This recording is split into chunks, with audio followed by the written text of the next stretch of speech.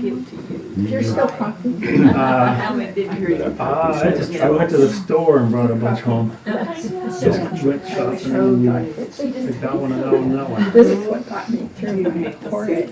Two? Besides One the thing. two. I'm throwing them in soup, but is there like a special soup? Okay, intrepid travelers. Oh, yeah, There's I'll get it for you. only My husband makes it. 8 of us. What shall we do?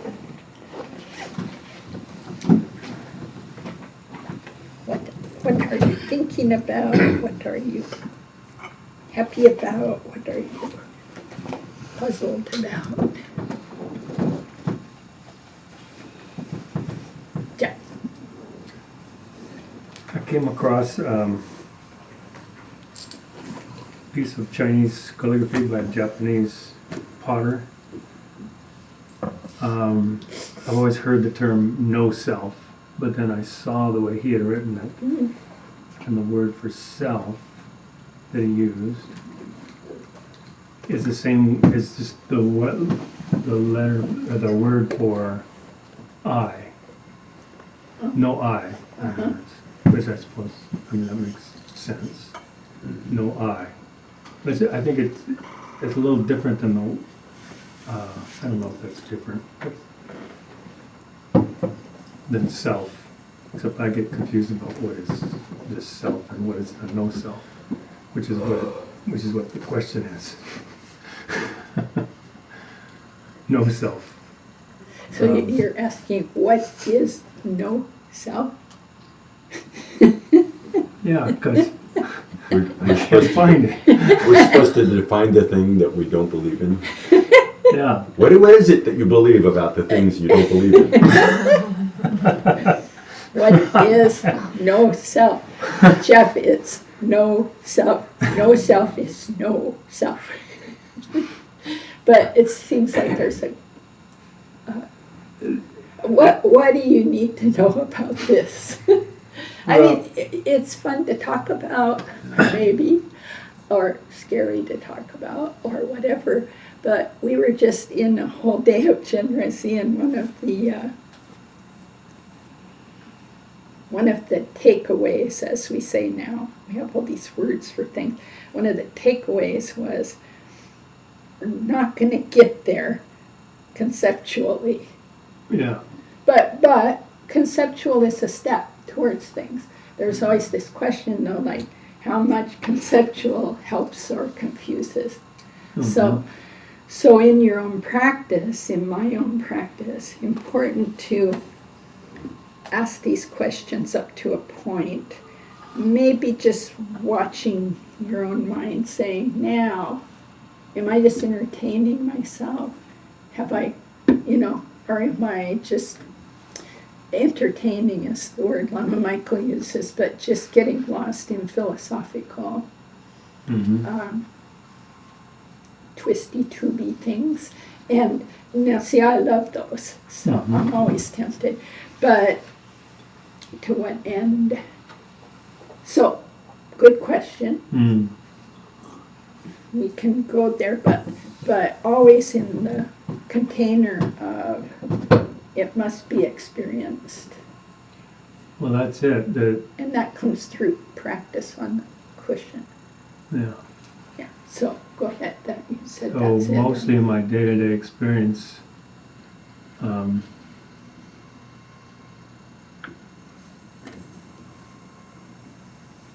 I keep running into myself.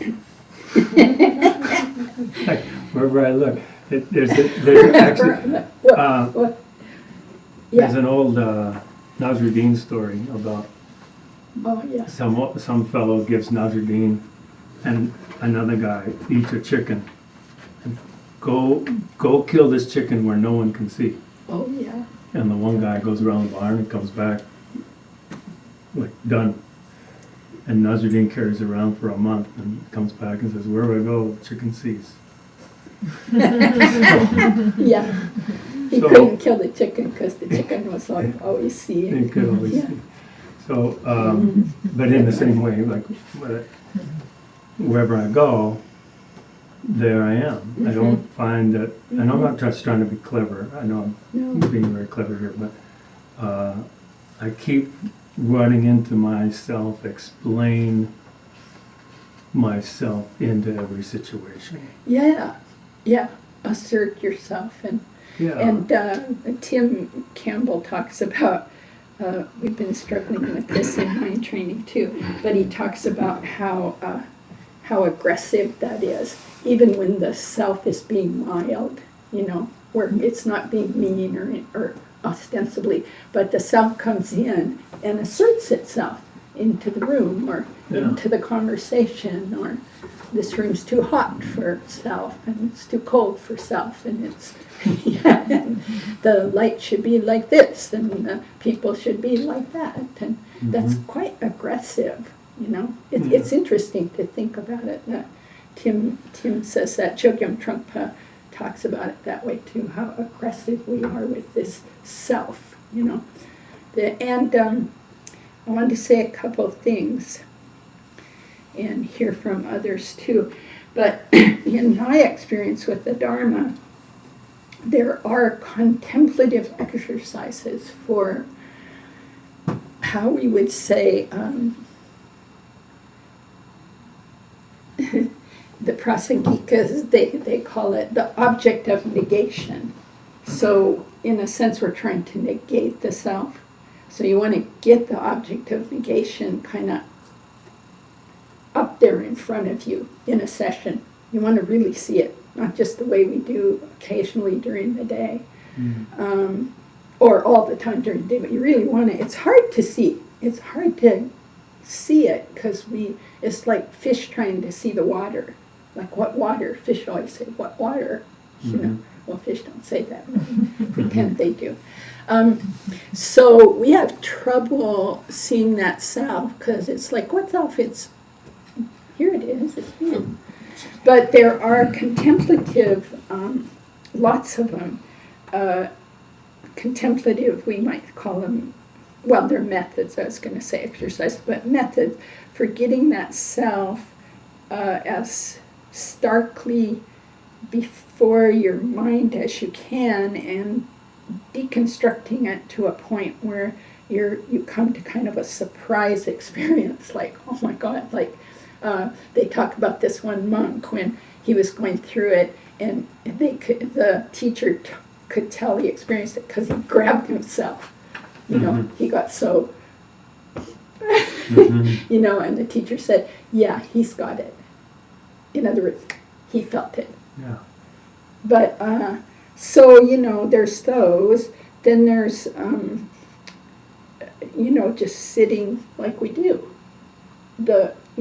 What's the self? Your mind is making it up. What else could make it up? I'm not making up yourself, I'm making up mine. And mine sees you a certain way. But when we sit in shamatha, we're clearing out the stories, not clearing them out, see them. Can you let go of it? Can you let go of it? Nanosecond of letting go, sometimes you get a sense of nothing, and then grab something right away. I mean, I'm making it seem very gross. It's not, it's more subtle. But for example, tonight in the meditation, I would see myself planning. I'm planning tomorrow, and I'm planning moving in May. And then I would say to myself, this is one I'm using for a while. Of course, it'll wear out. Anything you use, then you get bored with, or it turns flat, not fresh. But right now, this one little thing is kind of fresh. I say, I see I'm off on a story, and I say, am I willing to let go of it? And sometimes there's a little, I really don't want to let go of it. I should figure this out right now. I should really think about the move.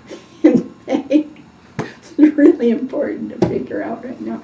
So you see that little thing, and then drop it, and there's just an inexplicable something that happens that's different. Like a space? Maybe. call it whatever. Because what we are also talking about today is those experiences, you can put words, but then the words flatten the experience. Yeah. It's inexplicable and non-conceptual. The experience of the true nature of mind, inexplicable, non-conceptual. We ended up in an interesting thing this morning about, or maybe it was the afternoon, I think it was this morning. Is Buddha nature permanent? Because, it's called the absolute, the ultimate. That was And- after lunch. Oh, you were watching. Well, sort of. Bill was I was- streaming and sleepy. You were doing what we were doing, going in and out. Except I was more comfortable. Yeah. So, well, you don't know that.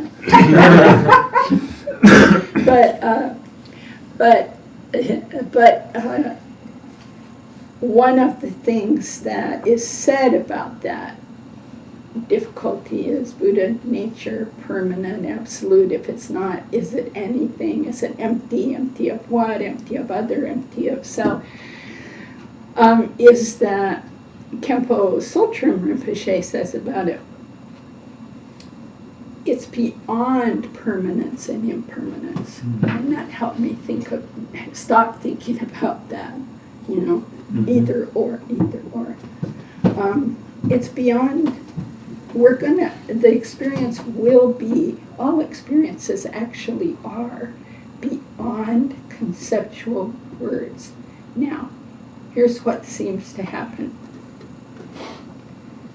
If I hold this up, you have an experience. Now, you already starting to make a story. Like, what'd you see? Are you talking to me? Laura. I have my glasses on. I was like, alright, she's got style. So she got style. Okay, you saw that. What'd you see? Yeah, I saw you grab some kind of, I think, a yellow square of something and, kind of wave it in a semicircle and pull it back. Yeah, I'm pretty objective. But we already go yellow, square, Zopa, style. We all start doing that. That's not the experience. The experience precedes all those words. Experience. We can't do it. We're already so habituated. It's a square, it's paper, oh, I hate those Post-its, I love them, you know what I mean, whatever. Zopa's motion was what was interesting. We're just right on it, like white on rice, as they say. And we have a hard time, just like peeling white off of rice, peeling those apart. You get where I'm going here? We're boom, conceptual. Therefore, the experience is overwhelmed by all that. The direct experience. We have them, but we don't leave them alone. We can't, kind of. So, why did I go there? Because that's where no self is. But as soon as I say that, then that's another grabbing. Yeah. It's just another label. The experience of a separate self is a hallucination, delusion, illusion. Because how could there be a separate self? You'd have to have no parents, no food you ever ate, no water you ever drank, no air you ever breathed. A separate self would be, like Lama Michael was saying, not related to separate self, but a monolith in the middle of the room that never changes. And I said, well, it could never even come into being. How would it, what would it be made up of? Causeless things don't occur. But this is the tricky part. Contemplating sometimes, how do I experience myself. Like you were saying, I keep bumping into myself. We mostly experience ourselves as that monolithic kind of thing. Mm-hmm. And that is not how we exist. Even modern science says it's not. We don't even grasp it at that level. Molecules shifting, changing, falling off, sloughing off, thoughts constantly moving, emotions shift, shift, shift. I like what Thich Nhat Hanh says about it. He says, here is a river of Zopa, the slow river of body. It's moving, but it's not the quick river of thoughts, quick river of emotions, quick river of sensations. But there's nothing that's not moving. And that we call that self. Mm-hmm. So there's many ways. There's all kind of meditations to take this apart. If you're your body, I'll just run through one quickly that I learned really early. If you're your, okay, think of, what do I think of when I say I? What does that seem like? I. Just say I, me. Okay? Now, is that outside of this body? No. It's got to be somewhere in here. I mean, it's not over there, right? Or up there or down there. Okay, so it's around here somewhere. Now, is it inside the body? So you think again, you reestablish what the I is like. Okay, I've got my I, my Zopa. I know what she's like. At least, I know a lot about her. She's not bones, and she's not blood, and she's not made of flesh. That I, that sense is something more than that. So now it seems like she owns this. She's the manager. Okay, so where's the manager? Is it the brain? And then you look at what a brain is. No, it seems, brains don't, don't have thoughts. They have chemicals running through them. Brains are mass, right? They're material, brain. But Zopa has emotions, which are immaterial, thoughts, which are immaterial, consciousness. So she can't just be the brain. So, but there's some kind of owner somewhere that makes things happen. But if she's the owner, how come she can't control aging or digestion or getting sick? Really bad manager. So you just keep doing this, and you keep going back to the way the I seems. And at some point in all that, if you do it often enough and better than the way I'm saying, more precisely, you get a sense of unfindability in this conglomeration. Mm-hmm. And that's quite good to keep doing that. At least it has been for me. And that's all conceptual. And it won't get you all the way, but it can give you some traction. And I was talking to Lama Michael at the break after tonight about, the Gelug approach being so conceptual and relying on conceptual contemplations like this, and saying, my experience is it has gotten me to some place I wouldn't have been, more looseness about the the Zopa here who has to have it her way or whatever. And some sense of being willing to do some renunciative type things, like, want to give my life to Dharma and other stuff. So he was saying, but he was saying, it won't get you the whole way. And I say, I know, I see that now. And he said in his experience it wasn't helpful, those weren't helpful. And we both acknowledge that everybody has to come through the different doors. Mm-hmm. Some of us love contemplation, and it's going to help us more. Others just can't stand it, they just want to do shamatha, or whatever.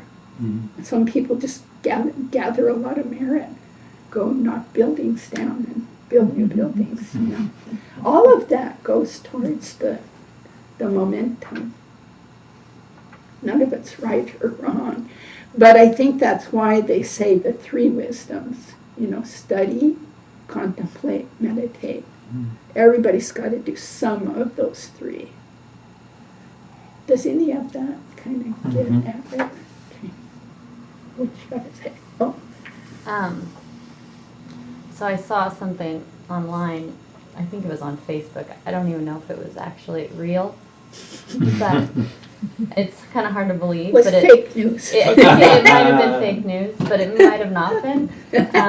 Some guys doing a whole full body transplant on somebody. So they're taking the head and so it sounded very fake. But Wait, they're taking I was one reading- person's head? and transplanting their body. They're getting a new body, basically. And Okay. You can do that in Photoshop. It's less painful.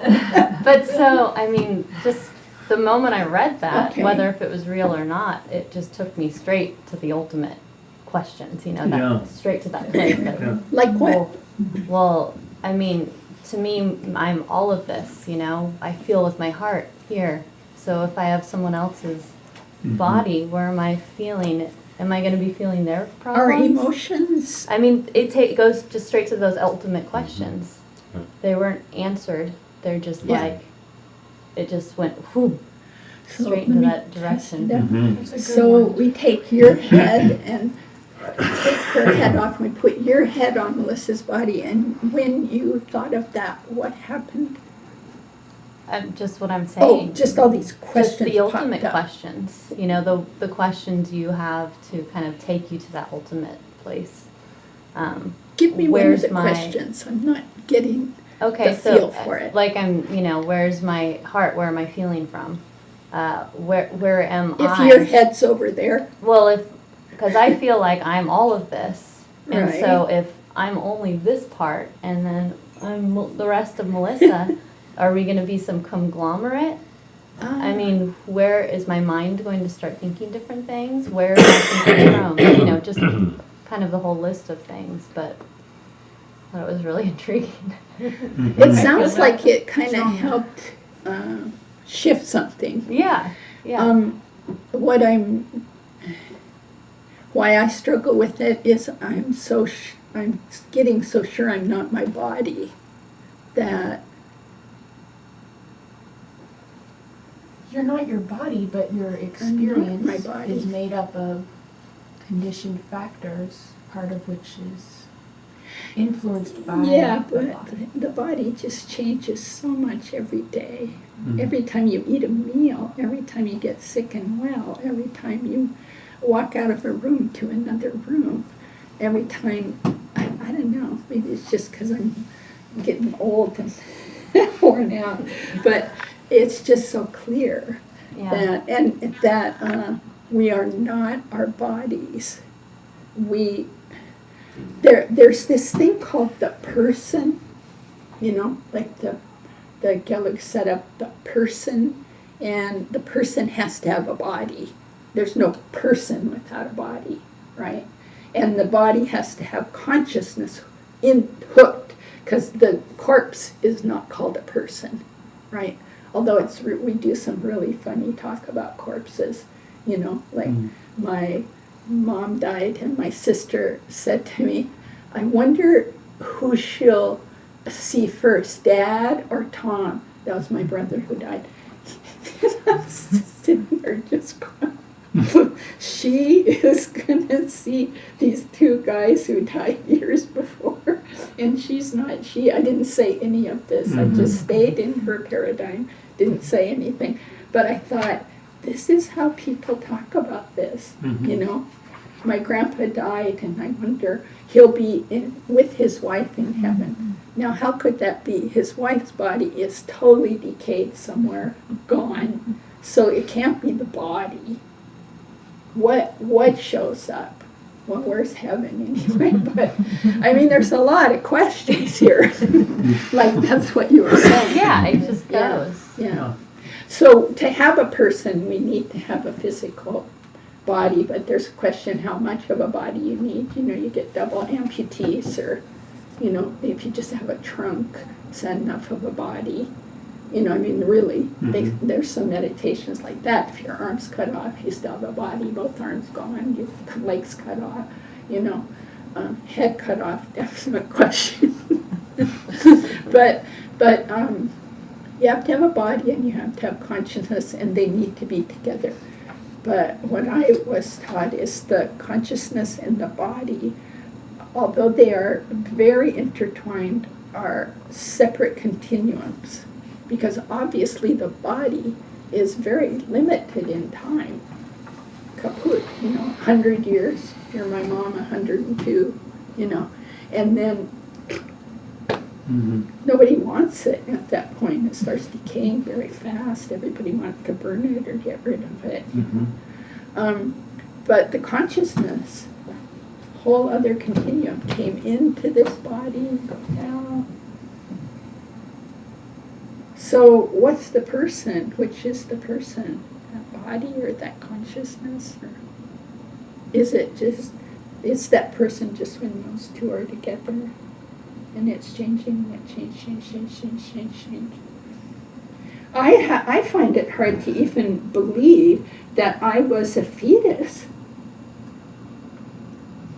That's like so scary, hanging upside down in some woman's uterus in the dark. And calling it good. Yeah, and wanting it again and again. But we all were.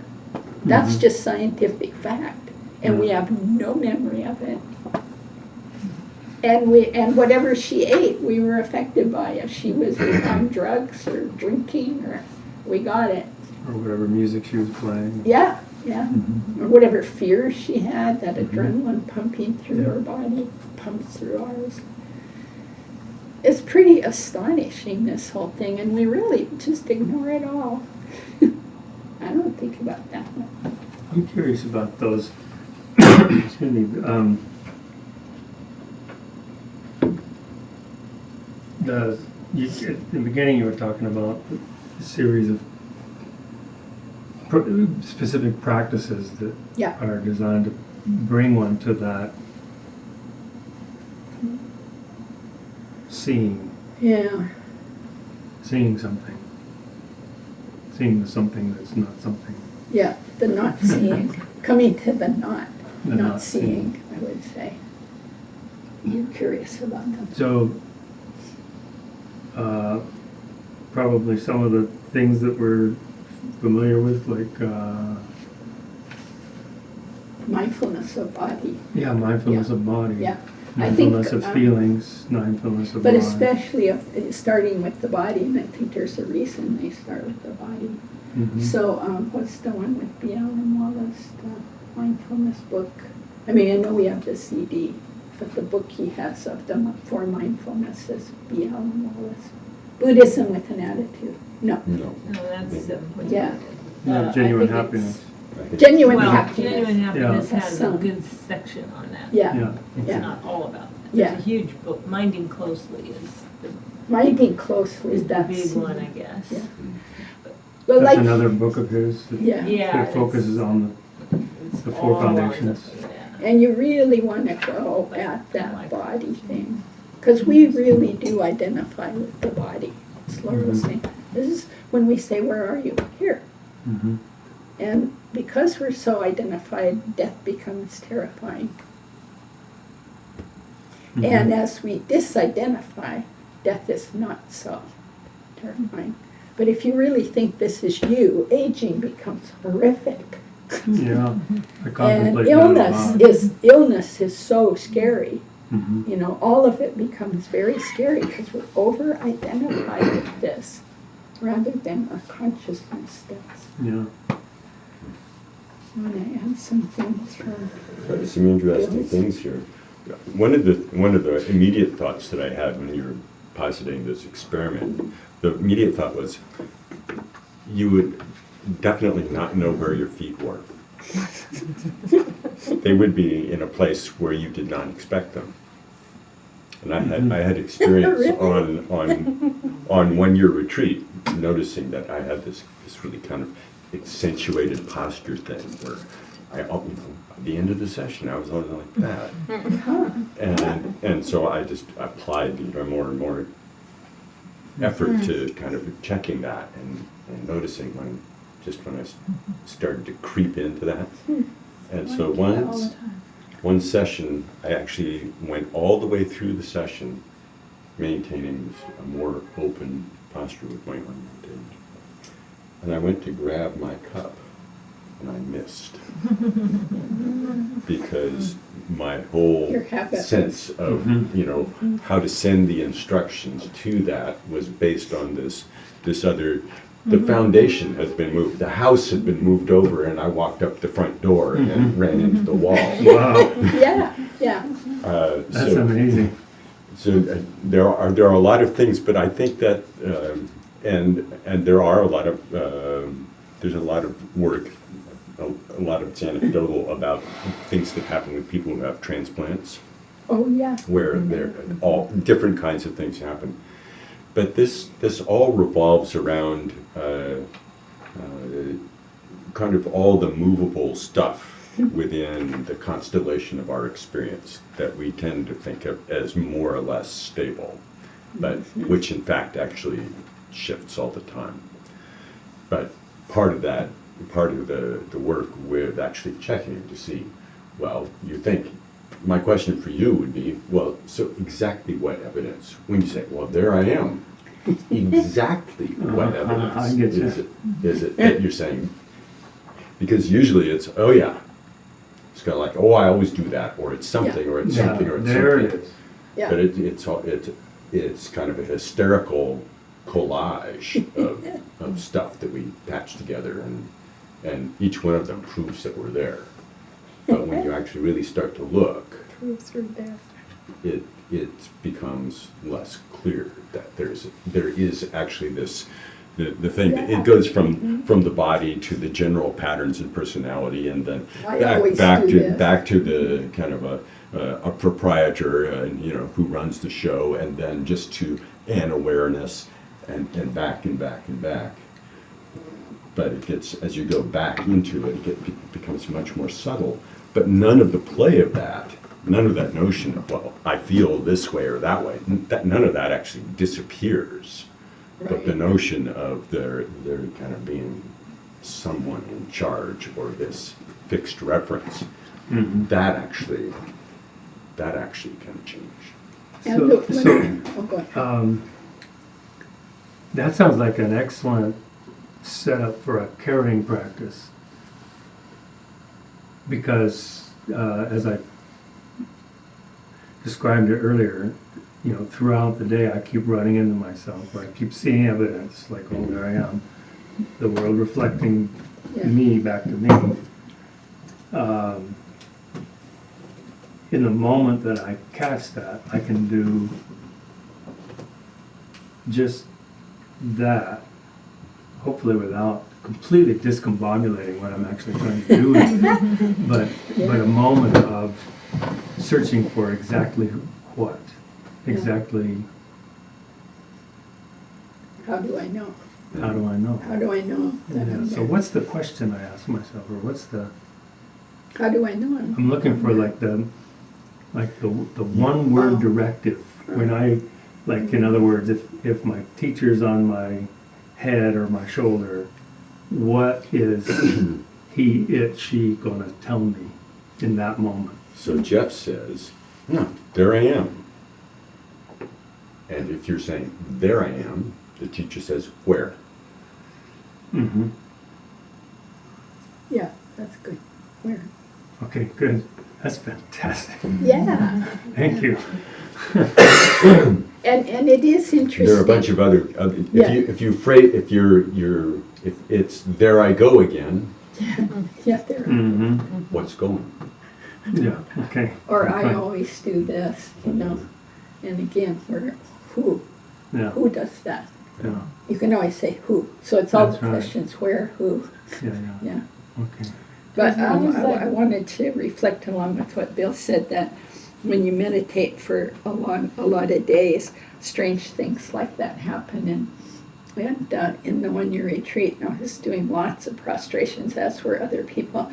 And one evening, I was just, automatic. I know how to do these, And suddenly, going down, I looked and I couldn't relate to my feet and legs. They seemed like someone else's. And I wasn't sure in those few nanoseconds whether I knew how to move this thing. So it seemed like there was an eye and a body. But it's just those kind of, when you practice that, deconstructing, it actually starts having some effects, which are good. Because we can see on just a very gross level, when we're really sure and we're really right, that's so scary for other people. Wait, what? I understand that. I know exactly how the world should be, Laura, and I'm going to tell you. And I'm going to tell you what you should do. And that's kind of a gross eye, like the eye being grosser and grosser, more. And that gets into conflict at home, at work, everywhere, politically, socially. That's just on a very total, relative gross level. But even on the most subtle level, we still have this conceit of the eye that has to get its way. Even being nice, it's going to do it in a nice way, but it's going to manipulate or, adjust. And even that's, still suffering for us and others. Whole point is to end the suffering. Joe? I was just going to say, this conversation is making me think of how when folks have, sometimes they'll have, brain injuries or strokes or something, and then later people will say, oh yeah, their personality totally changed. Like they used to be a real stinker and now they're nice, or they used to be nice and now they're really ornery, or, and then the same with like dementia and Alzheimer's. It's like people will say, oh yeah, he's just not Bob anymore. I mean, really, ever since the Alzheimer took over, he's not even really in there anymore. And I always find my Buddhist self sort of wrangling with all that. Like, okay, yeah, I know, but how does that work? Like, how do I fit this into my Buddhist context for understanding? And this conversation really kind of helps a lot. I really like your analogy of the river, because it reminds me of, like, if there is, the river Zopa, and it's cruising along, and then stuff happens to rivers. Like, maybe there's a massive earthquake and a mountain erodes and, falls down into the river, and the river looks completely different now. Or maybe the river is, like, even, more of a marsh now than a river. But it's still, it's there, but it's totally different. Or but stuff happens. It flows into the ocean. Yeah. And so yeah, I think how that do was you actually. Find it? Yeah, it's actually really. I always felt like that stuff kind of makes it hard to. Because I always think, like, okay, well, we have our Buddha nature in our minds, and on we go on our path, and we try to practice, we try to cultivate awareness, and then hopefully someday we get to this place where we're like, the Buddha, and we're Still in good Joe. shape and stuff. But it's like, Still this Joe. actually makes more sense in a way, I think, because yeah, stuff happens. Maybe, we change. We're changing all the time, whether it's the super radically apparent changes, like the brain injuries and the dementia. So that's like very obvious. Yeah. But in reality, it's happening constantly to us. And the death one's the big change. Yeah. And it's so strange that everybody's going to do it. You can't stop it, and we basically don't get ready for it. We spend more time getting ready for our next vacation than we do getting ready for death. I'm talking about myself. That's because we believe in the next vacation. We don't believe in death, which is very strange. Very, very strange. When other people are being introduced, I always think, but why spend your whole life preparing for death? Like, wow, that's a weird attitude. Like, live your life and then die. Like, I don't think that as a Buddhist, when I analyze and I've changed, but like that thought will creep up sometimes. Like, how weird is that to like Yeah. live for death? Yeah, you don't want to be in the extreme, like, I'm gonna die, I have to think about it, but Really? but how many of us plan what happens to our stuff after death, whether we want to be cremated, even spending, do we want to be on life support, spending just a half an hour, getting those clear, that would be us saying, I realize I'm gonna die. Just call the travel agent. Yeah, You can let just them- call on the travel They agent. can make the arrangement, but no, we don't want to obsess and be unhappy. But I don't think in America we mostly have that problem, like obsess on our deaths. I think most people never think about it. But they might think, what's the point? I'm gonna die. The like, point there's is you're nothing- going to die. It's a kindness to others is one way to think about it. Variety. Families have expressed that when their loved one dies and it's someone who said they're very clear with their will, they're very clear with their medical directives. It's a great kindness to those left behind. You don't leave a house full of stuff that everybody doesn't know what to do with, and they don't know whether to unhook you from the machines, and it's just a great kindness to at least think that far. There's something else that contemplating death over and over again is and not so much something that is kind of preparing for this thing that's way far away. It's actually, it's the same preparation that we need to make. It's kind of like, so you move the yardstick, you go all the way to the end of the yardstick and say, this is really definite change. This is kind of like, this is the end of all my plans. But we know that between now and tomorrow morning, how many plans will go awry? How many things will happen by the end of the week? How many things will happen by the end of the month? And the kinds of fixations that we have in our lives that where we gather so much energy together, and kind of we gather all our chips and wander over to the roulette table, and the more fixated we are, we're not just betting on green or red or black. We're going for like the double zero. We have everything on double zero, and it's got to come up. But it doesn't. And the more that we have that sense of, well, actually, the whole shooting, all my plans actually will come to an end. Everything will come apart. All the things that I fixate on over the long term, all those things are much more fluid. How do I actually relate? How do I actually work in this life so that I'm happy, so that I'm actually a positive influence? Right now, yeah. Those are the kinds of things that are actually the fruit of contemplative death.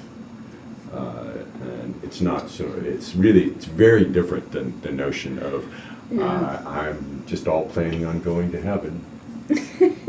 Or wherever. Yeah, whatever you folks, But being able to let go in the moment is the same as being able to let go at that moment, the death moment.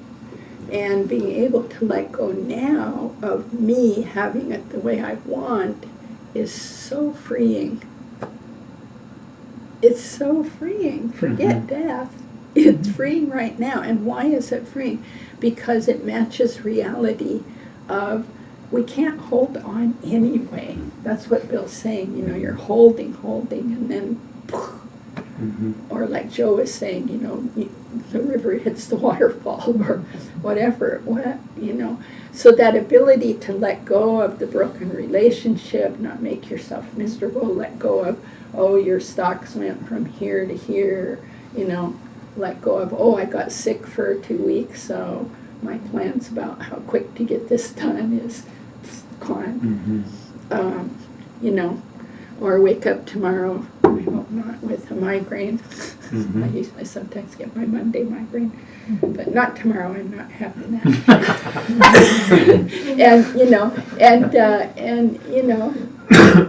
If I can just let go, it goes so much easier. So that was a good point. It's not just that death time; it's the death of each moment. And when we actually are able to meet each of our moments, kind of putting our best foot forward in the midst of stuff being, carrying our plans as best as we can and then meeting things and accommodating, relating to our life moment to moment like that prepares us for death. Yeah, and then it's no big deal either. Seems like a real, a good aid in that carrying it moment to moment is don't put too much on your plate every day, Yeah, right? hold it lightly. Hold it lightly. This might happen Carry today. water in a basket. This might happen today, but it might not, Yeah. and that'll be okay. Right.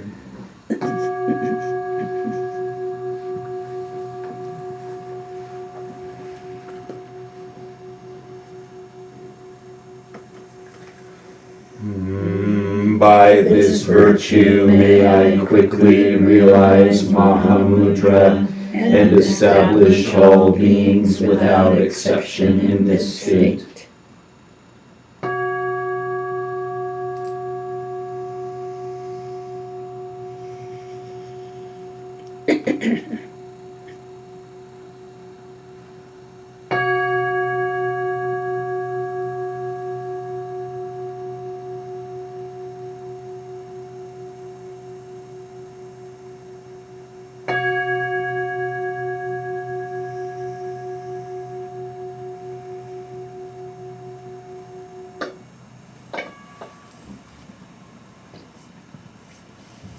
Thank you, good discussion, Thank you. good questions, good experience sharing. The river analogy also works very well in